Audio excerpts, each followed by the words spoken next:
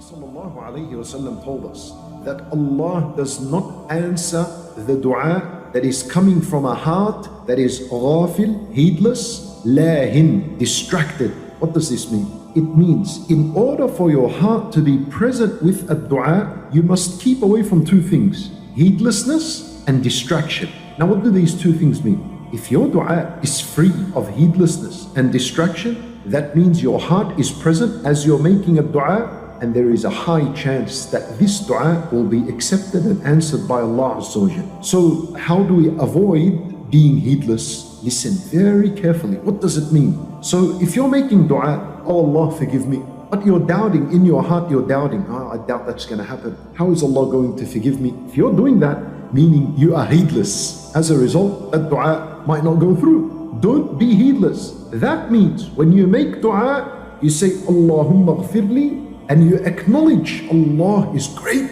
Allah's mercy is vast. It's huge. It encompasses all things. وَرَحْمَتِي وَسِعَتْ كُلَّ شَيْءٍ. Allah Azza wa Jal says, my mercy has encompassed all things. The way you bring your heart present in a dua is you need to acknowledge Allah's greatness when you make dua. And the second thing you need to keep away from when making dua, in order for your heart to be present, is lahin, distraction.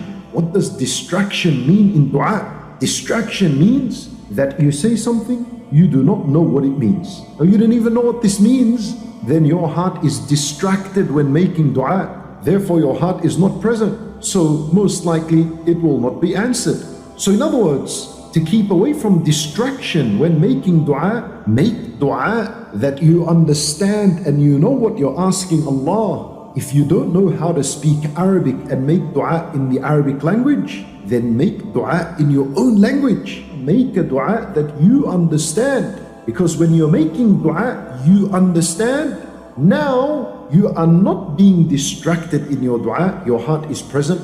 As a result, bi'idhnillah, this dua will be accepted. Ask Him in your own language. And it's permissible even in salat, even in your sujood. In ulama, rahimahumullah, they say, if you know how to make dua in Arabic, then you should only make dua in Arabic when in your salat, in your sujood. And if you don't know how to make dua in Arabic, then you can make it in your own language until you learn how to make dua in Arabic.